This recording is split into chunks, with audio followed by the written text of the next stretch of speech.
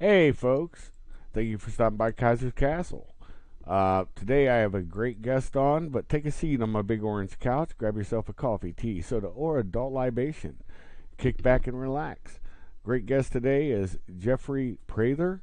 He hosts a YouTube channel and probably some other things that he can plug. And we're going to touch on his book and its initiation, Boys Are Born, Men Are Trained. My Journey with an Apache Medicine Man. He's a former Special Forces soldier, circa early 80s. Really decent guy. I think you will enjoy his YouTube channel, where, in my assessment of it, it's an outstanding channel. It comes from a current events look through an intelligence lens. And Jeffrey, you can give your bona fides however you wish at this point, and then we'll get on with talking about making better men. Hey, thanks for having me. Yeah, I'm a retired disabled SOCOM soldier. I was military intelligence officer branch, but I started off in 4th SIOP group in Special Operations Command, then went to 7th Special Forces and went to 2nd ID. Retired as a major pain in the butt, and then I became a Defense Intelligence Agency intelligence collector, and eventually a global branch chief, and then a Drug Enforcement Administration special agent, snowcap special operator, primary firearms instructor, and then I became a whistleblower, and I was targeted by the DEA and the DOJ, Eric Holder, and eventually fired 1 year from retirement, without ever having a bad evaluation, because I was outing the Fast and Furious angle. The DEA angle was the ATF was running the guns south, but the DEA was letting the guns were going to the Sinaloan cartel, and I was extraditing the first Sinaloan cartel leader, and the DEA was letting the Sinaloan cartel run the drugs. They had a deal. The DEA had a deal with the Sinaloan cartel, and you can look that up in the Niebla Zambada case, where DEA agents swore under oath that the DEA did have a deal with the Sinaloan cartel. So then I became a whistleblower, and eventually I was doing security. As I was a security company, and warriorschool.com is my training company. I've trained tens of thousands of military people from every branch, including the Coast Guard, from all the intelligence agencies. And I was bodyguarding folks, luminaries, and eventually I started speaking, and then I started doing guest radio, and then eventually I did my own radio show, and that was canceled because they said I was racist, and now I'm doing a podcast, and I provide a lot of intelligence rather than just opinion on what's going on. Oh, wow, that almost sounds a mirror of mine. My biop, except I'm a regular guy. I'm not an SF trooper. Everybody knows that. I'm a military policeman. Started out in the Army during the Cold War in Europe, which you're very familiar with. And then I moved on over into the Marine Corps and had my first war, the Gulf War. And basically, that synopsis me. Started contracting after leaving federal service. And just like you, bodyguarding somebody who's a podcaster at a certain rally, happened to get my picture snapped and was branded a racist. So here it is. It's all silly. But it's ridiculous how the world treats. But you know the thing about adversity? I believe adversity is the fire that tempers the man. And the more adversity you get, the better it builds you. You know, only you know your heart and soul. Others can detract. But a strong man, as your book insinuates, and I'm sure it speaks to, Other men make better men. And if you're comfortable in your own skin and you know the truth about you, it doesn't matter what others say. It doesn't matter if they go after you. All you can do is say, I'm a man. This is the situation. Let's deal with it. Let's get on with it, right? It's not cry time. Am I correct in that assessment? Yeah, I agree with that. Cool. So, talk about your book a little bit and how your path was, because everybody's heard on my page ad infinitum my story, and your story is absolutely fascinating. Well, I was adopted very early on. I was very blessed. I was adopted by a great family. My mom was Catholic. My dad was Baptist, became Catholic. I got to go to private Catholic schools, the striped tie, wool jacket with the Sisters of Notre Dame. And I know a lot of people don't like the Jesuits, but I went to St. Xavier High School. And back in the day, they treated me great. But I found out later my wife found my birth mom. Turns out I was a product of rape, and she was born in Comanche, Oklahoma Indian Territory, which is kind of funny because I ended up training with an Apache holy man, and my dad intuitively just exposed me to that real early as a kid in Arizona. And I moved to Arizona. I went to University of Arizona for my two bachelors and Ohio State for my master's, and spent a year in law school before I came to my senses. But I came back out to Arizona, and to after school went to military intelligence officer school at Fort Huachuca, and then came back to Nogales, Arizona as a DE agent, and been here ever since. And when I was out here early as a young lieutenant, I walked into a store that makes moccasins, and this old Apache was waiting there for me. I'd never met him, but he said he'd been waiting for me. It's a true story. The store still exists. It's a real good book, and unlike Carlos Castaneda or Peaceful Warrior, it's actually verifiable. And I started training with him uh, because we have training on everything today, but we don't have any training on how to become a spiritual, psychological, emotional, mature man or woman. Um, and that's what the indigenous peoples do really well. So that's kind of an overview. No, I agree with that sentiment fully, brother. One of the awesome things that I get from you talking is the real emotion to it, because there is something that men can display emotion about things, and it still is. It's not. It doesn't make one less than. And I agree with you that the Indians probably have done that the best out of any society, because just how they're raised. I grew up with I call him my brother, but he's not. And his mother was like my mother was like his. And you know, both of us went in the military to find, manhood. And you punch that ticket in basic training. For me, it was Fort McClellan, Alabama. That base no longer exists. It's like everywhere I've went, they just erase my past. It's kind of funny, but my memories, I guess. But I still have pictures, happy snaps. Who cares? But the interesting part is how you go from there, and your experiences mold and shape. Can you? It fascinates me because of the Gunwalker case, Fast and Furious, as you described it earlier.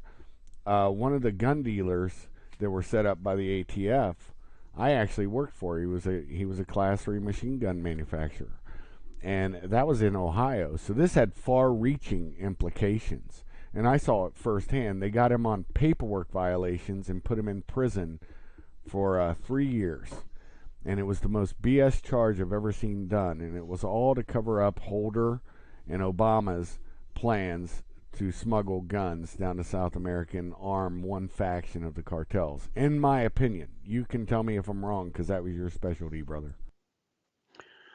Well, I didn't know about that guy. So uh, Fast and Furious actually began at DEA. A lot of people don't know that. It began in DEA Phoenix in an ATF group that was stationed there. And it took me a long time to figure all this out. Um, but so kind of tell my end of it. So I was a senior special agent at GS 13, 1811. Very accomplished DEA agent. And in 2004 or no 2003, I got activated by the Army to go serve at the Defense Intelligence Agency to help stand up a new counterterrorism operations group called CTOG, because they needed. What was unique about me, I was credentialed as a DEA special agent, and I was also credentialed as a DIA representative. And of course I had my Army ID card, but I ended up running the Global Intelligence Center as a branch chief. But while that was happening, I had been extraditing the first Sinaloan cartel leader, Miguel Caraquintero, brother of Rafael, who tortured and murdered our agent Kiki Camrain. It's very famous. He's a former Marine as well. Very famous incident. And when I left, no one was taking care of my informant. And I've paid this guy a lot of money, hundreds of thousands of dollars, because this was going to be the first extradition of a cartel leader ever. So they weren't going to be able to stay in luxurious jails in Mexico, and they were going to come to the United States. So when I left, he got neglected. And I mean, he's out now. He's published. I'm not going to say his name, but he's actually not hiding with his stuff. But I'm not going to say it. But he tried to sue the head of the DEA then, which was Michelle Leonhardt, and before that was Karen Tandy. And I'd worked with both of them at a very high level when they were Department of Justice attorneys. And they had basically destroyed my case. Basically, I was going to pay this guy about 10 grand a month until Miguel was extradited and sentenced, and they had me do big payments. So there was no reason for him to stick around. So I was over at the Pentagon. I had an office in Clarendon, but I was at the Pentagon, and I got a call. DEA headquarters right across from the Pentagon. So I went over, and they said, "Hey, your informant's suing the head of DEA, and for $5 million, which was a State Department reward." And so I went up there and showed him the file. I said, "Nah, here's the agreement. That State Department's separate from what we've done. Can't do that." But then I made a mistake, and I said, "But Leonhardt and Tandy destroyed my case by messing it up." Well, I went back to work. I got off active duty in 2004, went back to Tucson, and all of a sudden, DEA OPR, Office of Professional Responsibility, which is internal affairs, starts investigating me. And they investigated me for 5 years to 2009 when they had moved me to New York. They lied and changed documents, and they slandered me to my now ex-wife and kids, and to everybody. And they did to Trump the same thing they did to Kavanaugh. They made up stuff. The Mueller report, the dossier, the whole thing. They made all this stuff up, leaked it, and I was never charged though with anything. But they came after me again last year. But that's what they do. And later on, I come to find out because I had also been a liaison agent to ATF, and I knew a lot of the really great heroic ATF whistleblowers like Vince Cefalu and John Dotson and Jay Dobson.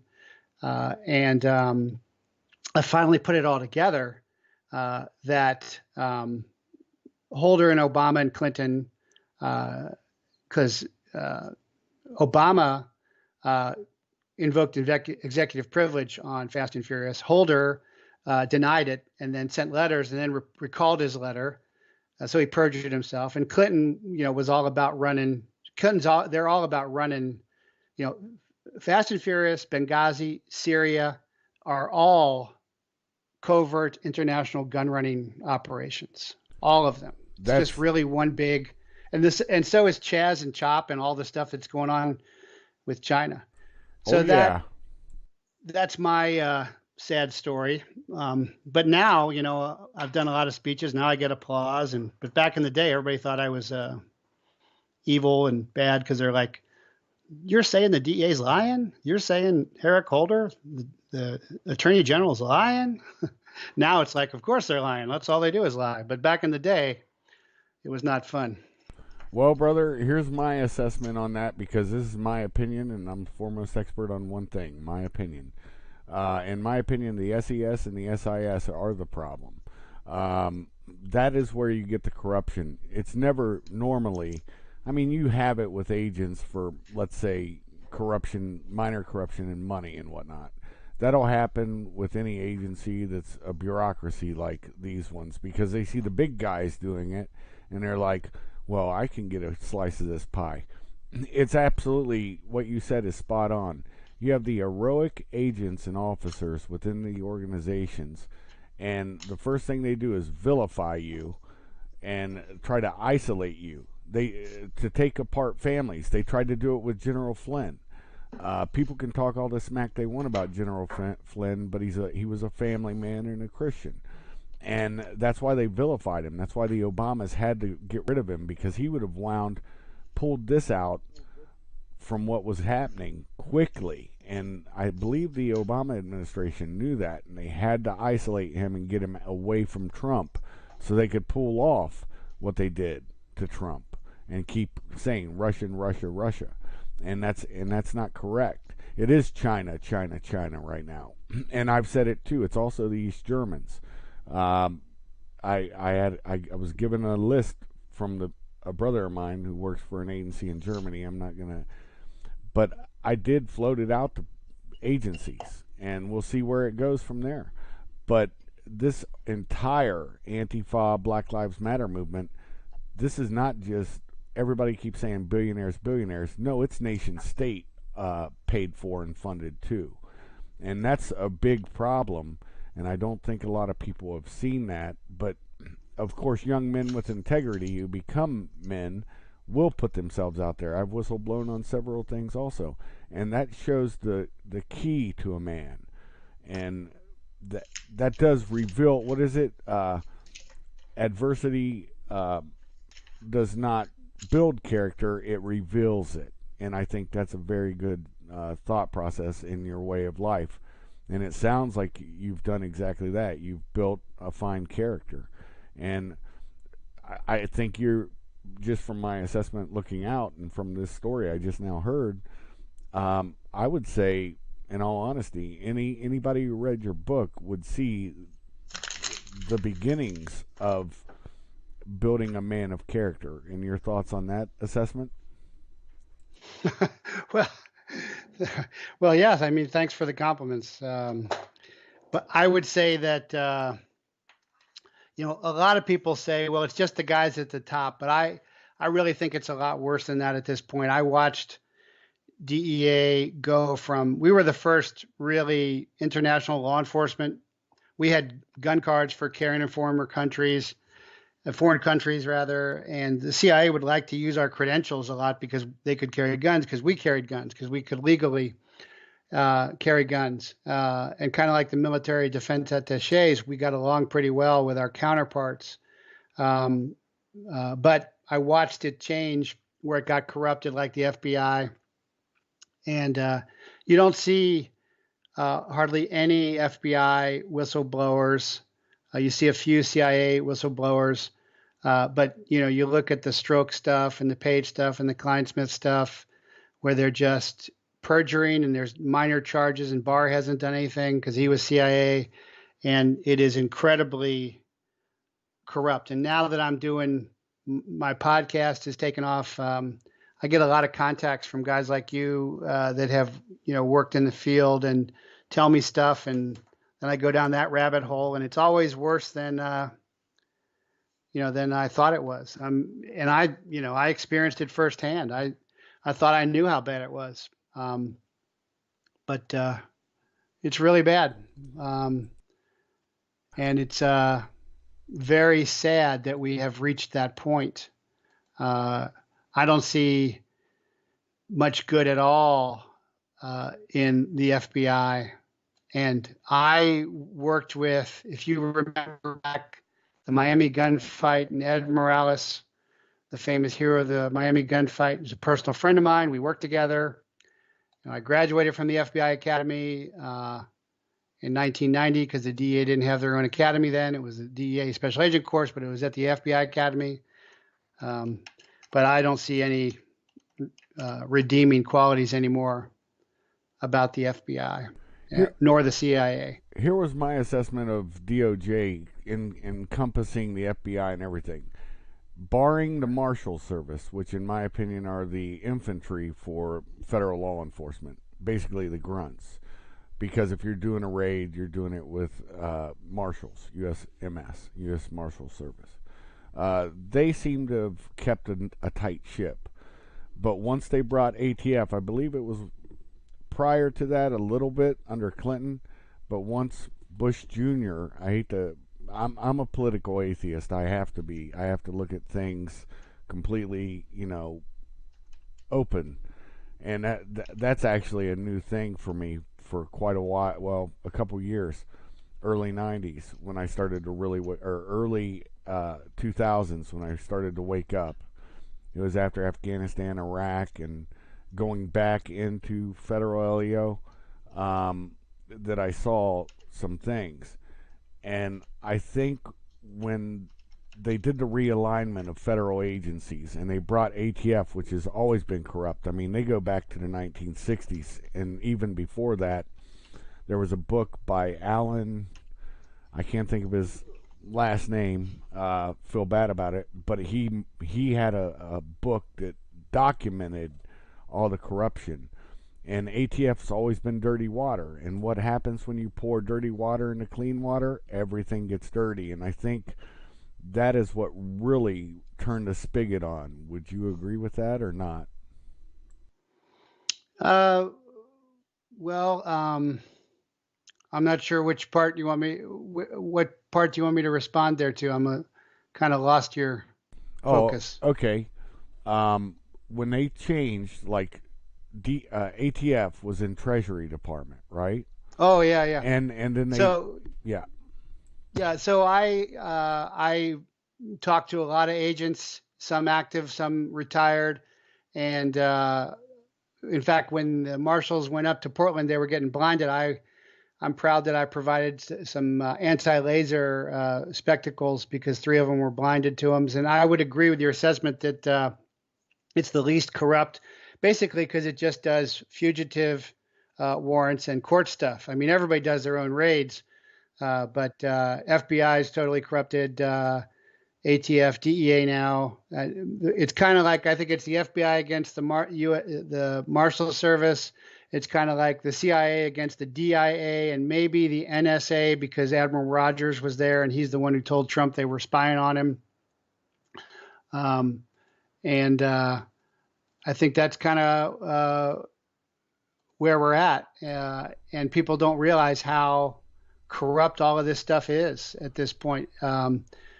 It's really hard. That's why, on my radio show, which is on YouTube and on iHeart, and it's also jeffreyprather.com in case they take me down, which a lot of people say they can't believe they haven't taken me down yet. But on my Patreon as well, patreon.com, I provide all the intelligence reports and all the evidence. Sometimes I hold them up on camera, so that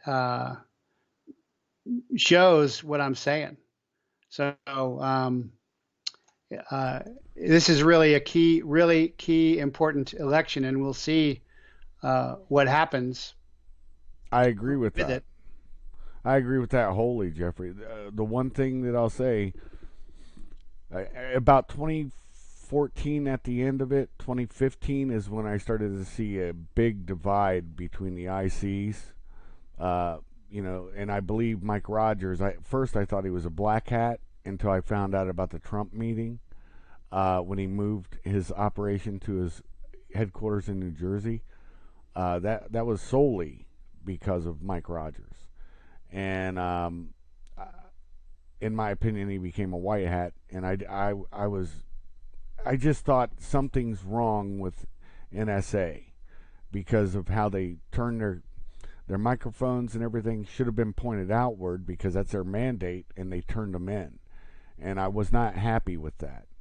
Um, and the other thing I think with the FBI and Marshal Service, the FBI and all federal agencies, if they're not DOD and they're not Customs and Immigration, and that includes DEA, they get their federal LEO, their 6C, from the Marshals Act. So there would be no FBI without the Marshal Service.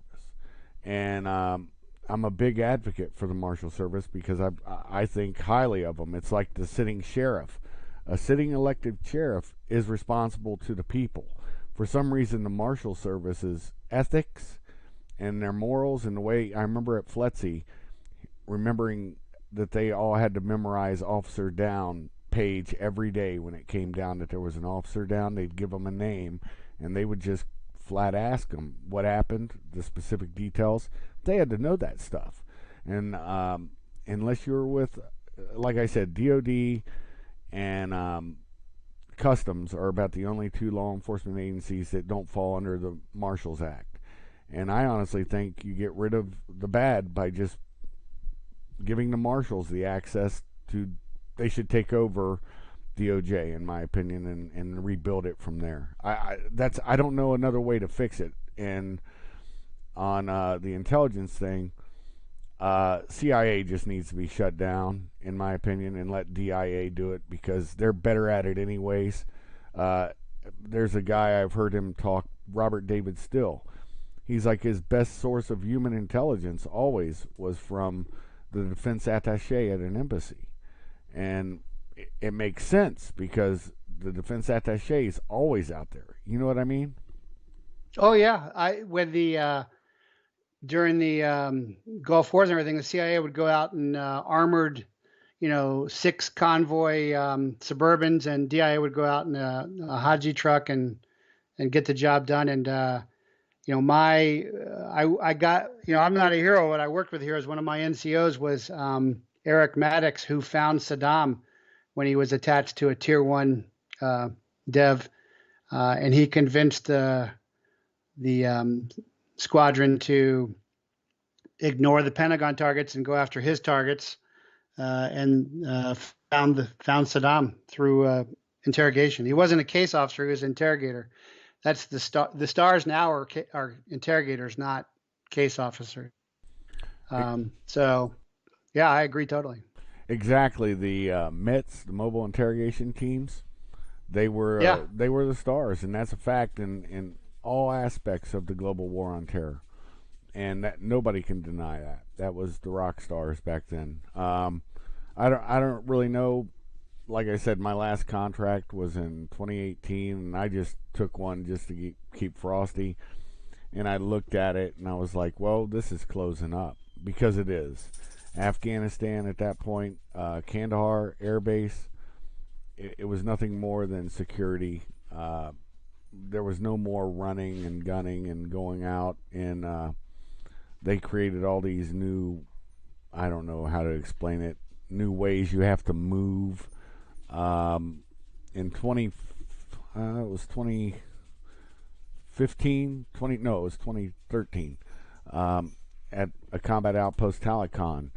That was the last time I saw any kind of freedom within contracting, and that's what I'll say on that, because they just kept coming up with, during that era, the Obama era, even SF, ODA, they had cameras, not just dash cams like they had for a while in like '09, but they had dash cams loaded onto their MRAP guns. So any gun that was deployed, it was documented. And then, of course, you had the PGIS, Pervasive Ground Surveillance System, that would document any kills using their Eagle Eye apparatus on it. So, and the PGIS operators, all of that stuff had to be uploaded to the Pentagon after a shoot, and you have somebody just judging a good shoot or a bad shoot, a lawyer in D.C., and that is the problem, I think, too. Too many lawyers got involved in this war, and then we became a war. I'm against war now, but it just became a war of silly ROEs. That's all I'll say on that. Your thoughts? Yeah, the ROEs. So I taught through my defense contracting company, Warrior School. I trained over 21,000 troops, sometimes classes as big as 600. And my close quarter combatives course, my DVDs used to sell in AFI stores, and then my other course was a 5-day pre-deployment for a lot of branches and intel agencies. And one of our blocks of instruction was on ROEs and how an ROE needs to be very brief and something that you can handle. And they were doing 15-page ROEs, and it was just to keep anybody from being effective at all. And I think Trump has done a great job of so many things. He's been nominated for 3 Nobel Prizes. He should be nominated for about 9. But changing all that around, where he just let SOCOM kill ISIS, finally was really awesome by creating the Feral Cities Doctrine, which was basically just go ahead and level it, like we did in World War II. But Yep. yeah, I agree with all of that.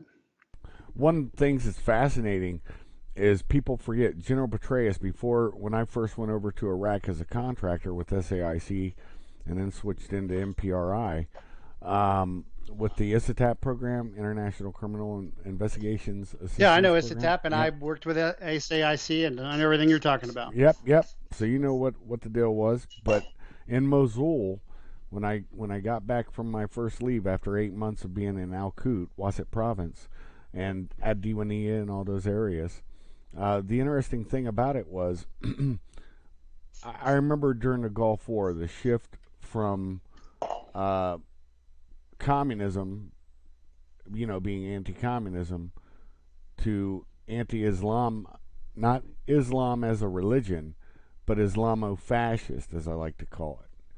And you could see the crossover there, and the difference in having to learn. And I had already sussed out a language, but actually the dialect in Iraq would change from north to south. They always have those little colloquialisms.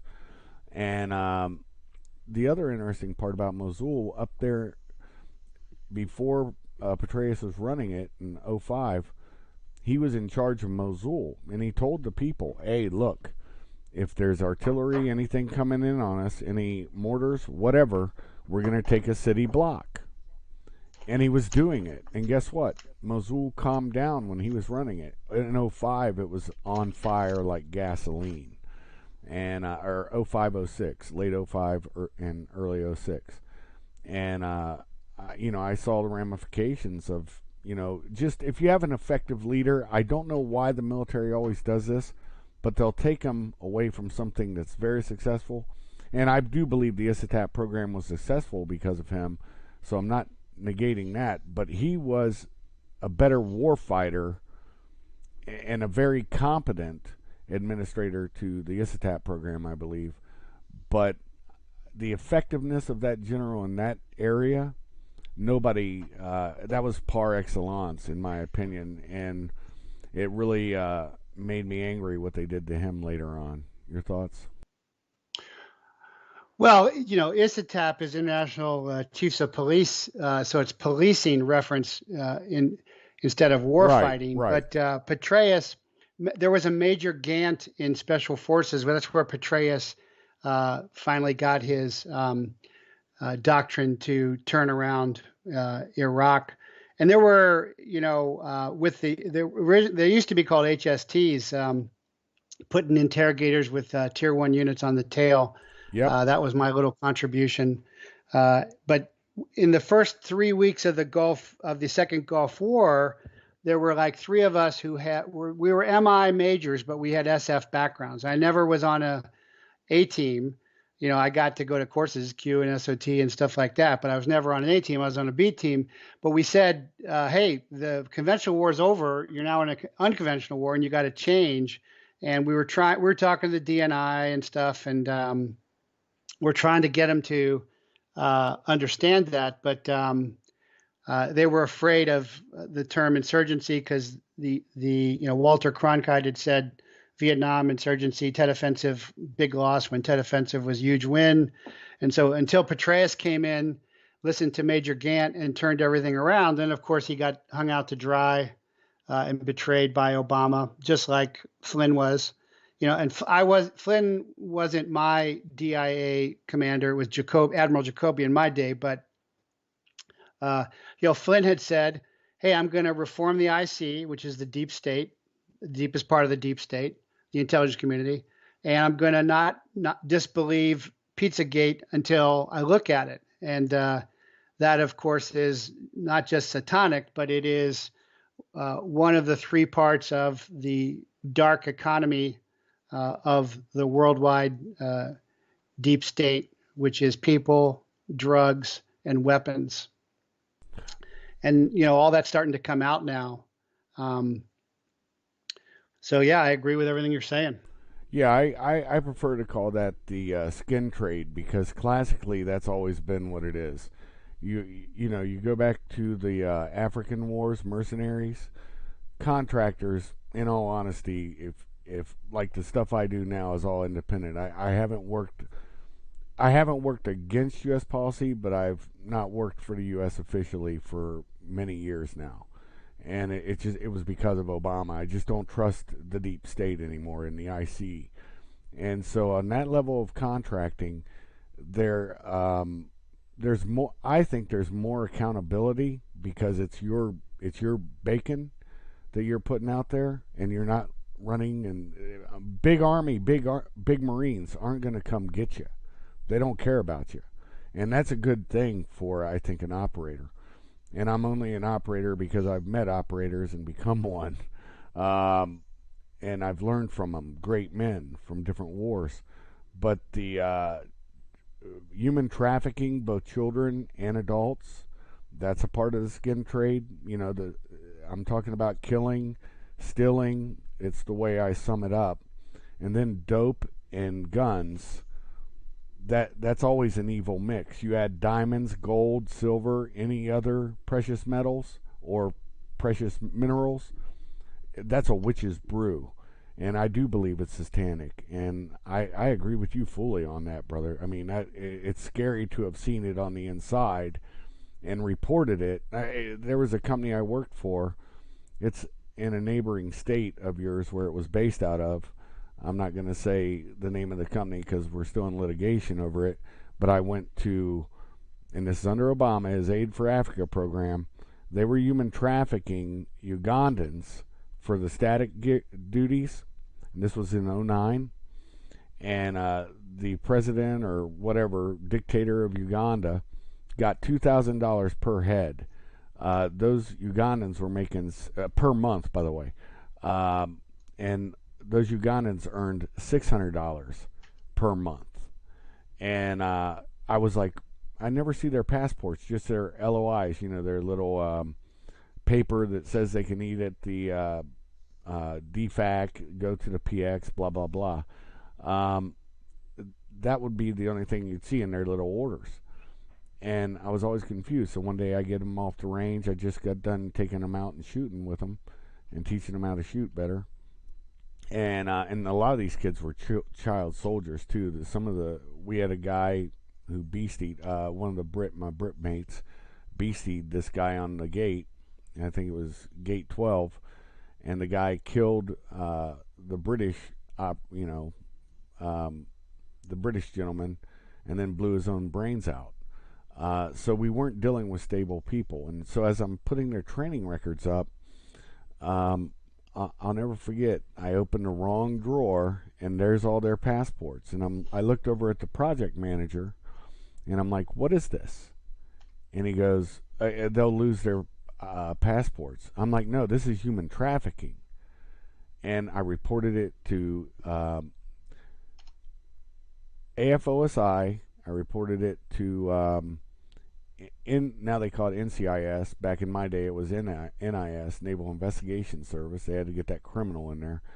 I went to CID, Army CID, and then finally the DCIS. And because of my back history here in the U.S. when I was a Fed, I worked with DCIS and have some friends with them, Defense Criminal Investigation Service. And my bro calls me up and says, "Man, nothing's going to happen over this because it's tied into Obama's Aid for Africa program. It's evil." And, when you see that kind of stuff on the inside, you're just like, this is wrong. And even law enforcement wouldn't do anything about it. That's something. Your thoughts on that? Uh, well, yeah, it's hard to understand how corrupt everything is. You got to kind of go back and look at how Obama was in Pakistan, probably with CIA very early Yep. on for about a month, and how he uh, was in thrall to the Iranians, and the only country that didn't get a Arab Spring was Iran, who are Persians who really wanted to get out from under the. If you know anything, you know more about it than me, but the Persians do not like the Iranians do not like the Arabians, and they Iranians are more sophisticated. They just wanted Coca-Cola records and blue jeans and dating. They wanted real Arab Spring, and that's not what Obama gave them because he was very much in thrall to all these powers. And then Clinton was clearly paid off by the Chinese. And then Biden, all this stuff is breaking right now. I'm putting stuff up on my Patreon right now about more of Biden's recruitment by the Chinese and how that's working. And so there is no Democratic Party anymore. JFK, the war hero, would not even be a Democrat today. They've been infiltrated. What I like to talk about is because I've run a lot of sources. I've run, federal sources as a law enforcement, and I've run intelligence sources. And so I'm very familiar with how that's done. And you always want to get the highest person possible. And when I talk about Hillary's server put in the basement, and then the first intercept is by a Chinese storefront in Fairfax, and it's Chinese military intelligence, and Dr. Lieber going to Harvard, who was going to Wuhan to get paid off. These are clearly sources in pay to Chinese military intelligence, and Hunter's in on that, and Joe's in on that, and the Clintons were in on that, and that's exactly what's going on. People, don't understand that, but it's very clear to me that's what you pay. You pay for access and influence with a source, and that's exactly what was happening. That's exactly what Trump is trying to stop, and that includes, and I've kind of disagreed with a lot of, super veterans are like Mattis is great. Well, Mattis is a Bilderberg guy, and Mattis is for endless war. And when Trump goes, well, what's the end game here in Afghanistan? And there is no end game; it's just endless war, because Raytheon. I've worked with Raytheon and SAIC and all these guys love endless war. Yes. And so Trump said, no, we're not going to do that. And so then when he made diplomatic relations with North Korea, I was stationed in South Korea, and people don't realize how huge that is. That opening is with North Korea, and that changed everything. But that was a client state of China, and so that's kind of like I always compare that to Roosevelt blockading Japan.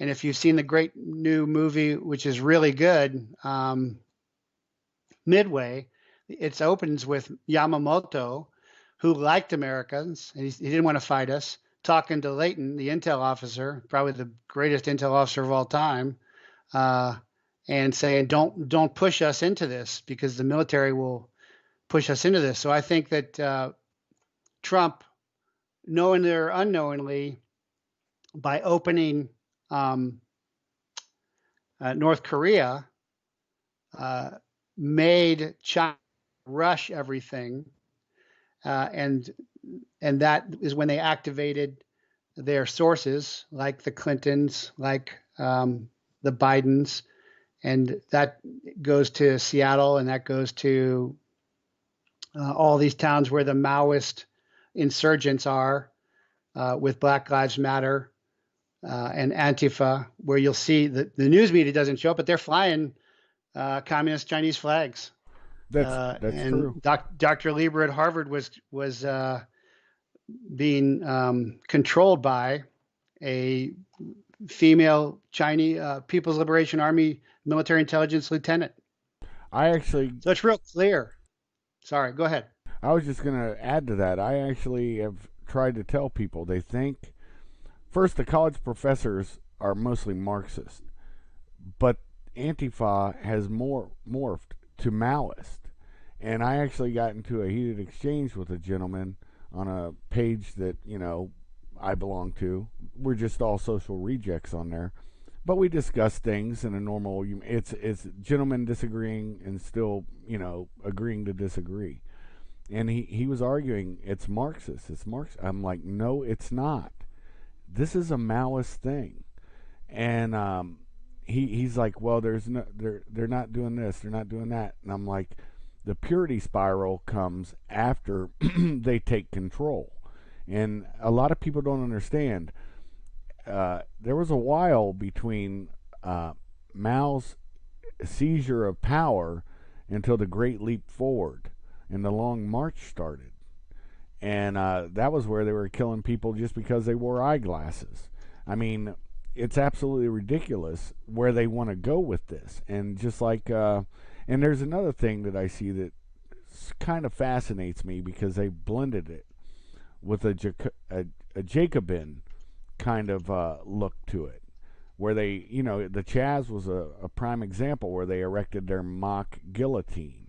This could get ugly very quickly, and the thing is, a lot of people out there preach accelerationism and that sticky wet masturbational fantasy of, revolution or, civil war, whatever.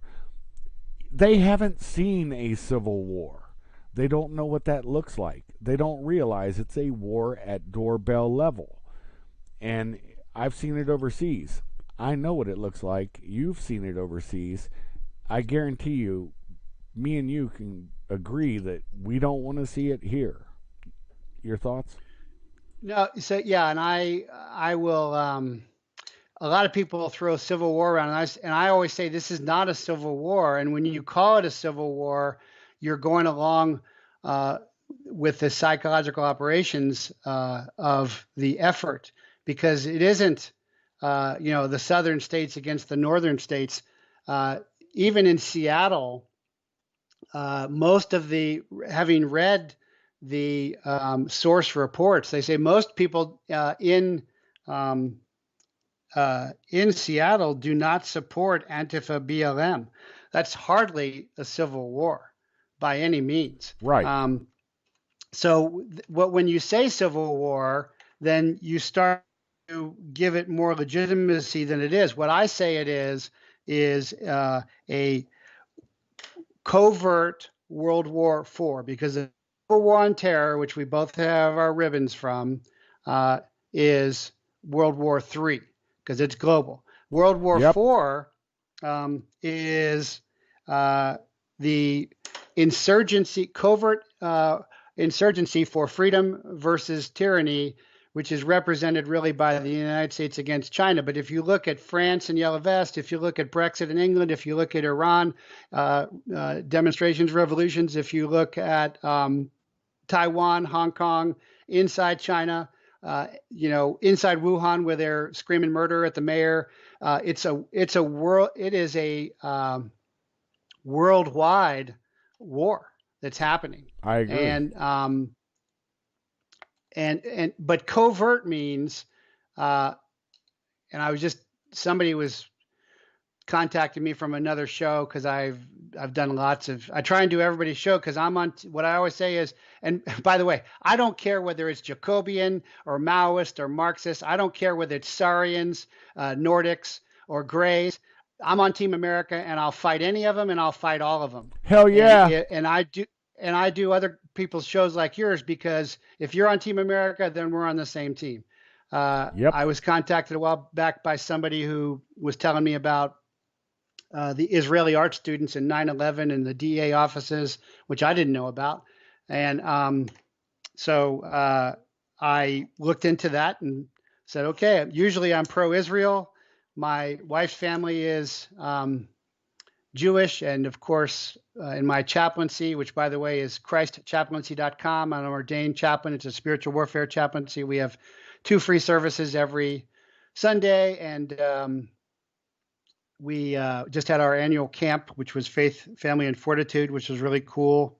And we're a 501c3, but I digress. But I said because of my reverence for Judeo spirituality, I'm generally pro Israel, but I'm not on Team Israel. I'm on Team America, and people need to understand that and respond to that. And so that's where I'm at, because we are, as Lincoln in Washington said, we are truly the last best hope for the world, Yep. without a doubt.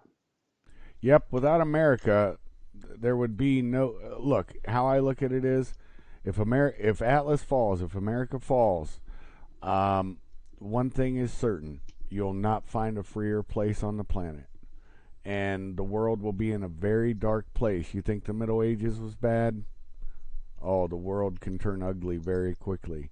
Geopolitically, I understand all this stuff. Internally, I've really reeved up on it since about 2013. And that was when I went back to Berlin and I was talking with some bros from back in the era, the Cold War era. And everybody was seeing things, but I'd been in Afghanistan, so I hadn't seen all these pins moving. And it kind of amazes me that I saw this coming, and I just was trying to find out more about it because of reasons I can't really get into. But, everything I said back then on my evaluation, I still hold clear on that. That this was pitting Americans against Americans. They had pushed the left-right, and I believe it's a false left-right paradigm. I believe the neo-progs and the neocons are one and the same. They march in lockstep. More war, more internationalism. That's what they want. They want control. And they don't care how they get it. They just want control. And I believe China was on the verge of collapse when they gave us Wuhan. And I believe, whether it was an accidental or a purposeful release, they shut down all flights internally in China, but they allowed Wuhan to fly internationally, unabated. And to me, that is a biological release, purposeful, which falls under the Geneva Convention as an act of war. And so even if it's covert, accidental, they have cover, whatever, they knowingly and willfully let it spread to the world, because they figured if we're going down, the rest of the world can go down. And unfortunately, so many governors and mayors are just in lockstep with the communist Chinese. Your thoughts? Yeah, I totally agree with that. And I can tell you, so now I work in biotech competitive intelligence. Again, another website of mine is grin-x.com, which is genetics, robotics, information, nanotechnology, -x, the crossroads.com. And it's clearly, and I talked about this when I still had a radio show, that it was clearly, it kind of comes, I mean, if you want the whole thing, it comes from Dietrich to Harvard, and then to Canada and then to Wuhan, and then it is modified and released by the Chinese. But it's clearly, and then we have Dr. Yan, the Wuhan virologist, who has verified all that. And again, all that stuff's up on my Patreon site. That it is clearly a biological weapon. It's an unrestricted biological weapon. They clearly released it. It's not very lethal.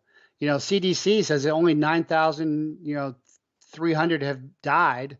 Children are very rarely affected. The survival rate is 99% because it's a psychological operations tool. Yep.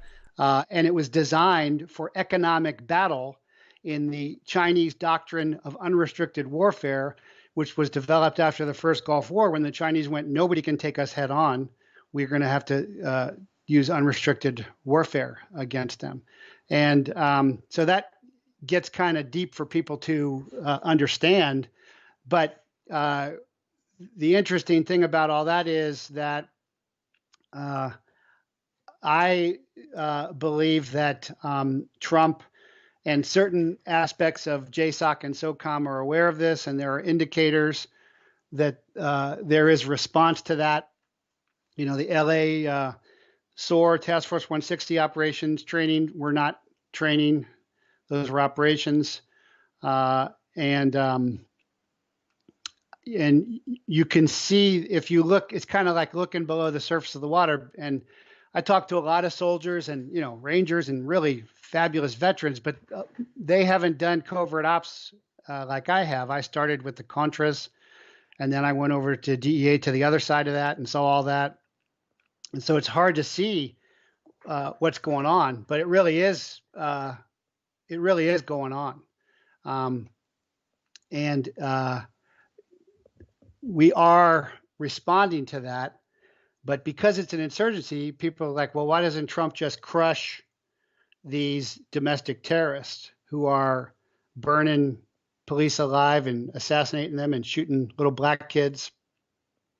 And that's the whole goal of an insurgency, is to get the government to overstep and become very repressive, and then everybody goes to their side. And that is not happening in this insurgency. The top level, the governors, the mayors, the generals, the rhinos, the Dems, they're all done, but America is not at all. And the people who can fund this stuff in New York and stuff have left. Those that could afford to leave have left. And so we are still winning this. I think that what's going to happen is, and this is probably new, because you and I are on lockstep on a lot of this stuff, but I was kind of making fun of these guys when they were burning down their own cities and shooting their own people. But there's new doctrine that says the new insurgent forces aren't in the countryside like in, World War II, and Jean has a long mustache and they're out blowing up railroad tracks and stuff. Because of surveillance, they can't do that anymore. But it's in the cities, and you saw that in your service, so that they're going to hold those cities and they're going to try and bleed conventional troops while they try and get the military and the politicians to come over to their side, which, again, I don't see happening. I don't see, although, Mattis and Powell and these other traders are trying to get Miley to come over, but I just don't see that happening. But that's the philosophy. Oh, I agree with that wholeheartedly. I mean, that we are on lockstep with that, because not just that, it's the whole entire Antifa red, yellow, and green light system where they intermingle with regular people. And I believe that's another thing you saw that was done purposefully in Charlottesville in 2017. That concept was used on both sides, and I do know for a fact that even on the right there were 3 people controlled, and they were FBI assets. And that's all I'll say on that on this program. But I do believe that there are certain people that you can throw in that's like throwing gas on a fire. And that's exactly what Charlottesville was. The mayor of Charlottesville at that time, he may still be, I don't know. Mike Siner, I bodyguarded in 2010 for Democracy International in Afghanistan. And I knew he was from Berkeley, and I knew he was a communist back then. So, and I just forgot Terry McAuliffe was the governor. That was my only slip up. And of course, we know who Terry McAuliffe is, Clinton's henchman. So this was all by design. The entire false left-right paradigm has been pushed, and the media willingly pushes it. And you see, I think, a steady hand on Trump for not allowing the use of force to go rampant to control this, because it is a criminal insurgency. And I think it's very justifiable to take out leadership and stuff, but he's not doing that. And unfortunately, I'm on the fence with that, because is it better to take out the leadership and to end this, or is it, which would feed into their little paranoia and weirdness, or is it better to just let it keep hitting people that don't necessarily deserve it? Does that make sense to you? Yeah, and so I can answer that, and I'm a guest show on a regular guest on a Q channel, and I'm I, I'm not a super Q guy, but there's a lot of stuff that makes sense, and the Q philosophy was if uh, some military intelligence guys went to Trump and said, "Hey, we want to take our country back." And he goes, "Well, am I going to work for you?" And he goes, "No, we're going to work for you." And he said, "Okay." And that began everything. And he has certainly avoided a lot of landmines. And I believe it's because he had good intel folks helping him out. Yeah, in the beginning, I agree with that wholeheartedly. A matter of fact, yeah. And so the Q philosophy is there were two ways to do this: a bloody takeover, or tell everybody, show them for what they were. And even though the propaganda press is just ridiculous. I used to be on Laura Ingraham and Fox and Drudge and local news as well. And now those guys won't talk to me anymore because they're bought and paid for, including Fox. And but people look at the Ghislaine Maxwell stuff that just came out, and the names of the victims, of the girl child victims, are shown, while the names of the powerful, which is the Clintons and Prince Andrew and all these other monsters, are redacted. And Yep. that, along with Chris Wallace going,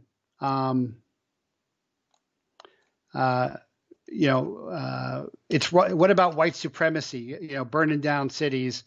After that happened, I said, hey, Fox News is all in.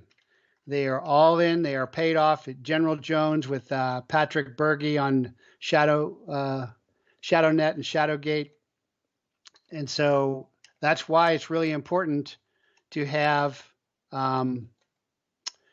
citizen journalist shows like ours that are telling the truth. But the mainstream propaganda press is not going to have us on. No one at Fox will talk to me anymore, and I used to be on there quite a bit. About the only person I've seen push back on that is Tucker on Fox. Yeah, Tucker is really good, and Maria Bartiromo is yes, really good. Maria. Well, I'm half Dago, so I know where that comes from. She's probably Sicilian, but I'm making a joke, man. The point is, I'm really sensitive because I was in the military and stuff. So. I always just say that because it just makes YouTube so angry with me. Yeah, I believe Fox is co-opted too, and it saddens me. Not I don't know so much about Hannity, but he is a neocon, and so some days he's good, some days he's not. I It kind of disappoints me to hear you say that Laura is because I enjoy her take on things, her little Ingram angle. But that's about it. I mean, I don't really watch anything other than that bit, so I guess I'm gonna have to switch watching it now. What? And let's close Well, this you know out. what? All I can say is she used to have me on, and I was calling out Eric Holder, and she was silent, and now they don't return my calls. Sheriff Walker, the black sheriff, I bodyguarded him, and he tells me Hannity is a neocon, and he's a straight shooter. Of all the luminaries I've bodyguarded, that guy was the most laconic. He just was really, usually like Dinesh D'Souza or Santorum, they kind of talk with you. He was just kind of, but he's a real deal copper, I'll tell you. Oh, I believe it. And Well, at the end of the night, he said, "Hey, your team's really good." nice. Well, so we have. Let's bookend this honestly with a final thing that I want to address because I've been asked this. So many people are panicking. They're fretting that the end is nigh, right? And I'm like, the end is not nigh. You're always going to be able to see it coming. You can watch it come. This election is going to be problematic no matter who wins. And I mean that. And I know you understand what I'm talking about when I say that. But there is such a sense of fear in people, and like this is the end times. No man shall know the day, and no woman, or the hour, or the minute.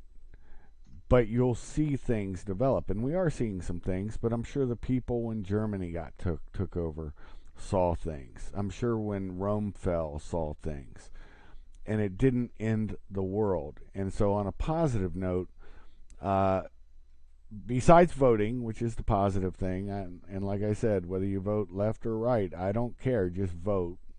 This is my point of view. I'm a Trump guy, but it's only because when the left and the right both hate you, you must be doing something right, and that's my philosophy on that. And if you can close it out with some positive knowledge, that'd be great, and then we can do another show again. I really enjoyed this dialogue. Yeah, me too. So how I always close my show, well, how I open my show is your riots won't stop us. Your masks don't silence us. You're not as disciplined as the British. You're not as organized as the Nazis. You're not as fierce as the Japanese. You're not as brutal as ISIS. And we beat them all. You're next. And the close of my show is that fear not, hold fast. We are winning. And this is what winning looks like. It's not pretty. It's not easy. But we are winning, and tyrants always fall. I agree with that fully. And thank you very much, Jeffrey Prather, for coming on Kaiser's Castle. And that being said, I'll slowly raise the drawbridge as you all exit and take your coffee, tea, soda, and adult libation out into the streets and have a blessed day. With that being said, shuff out.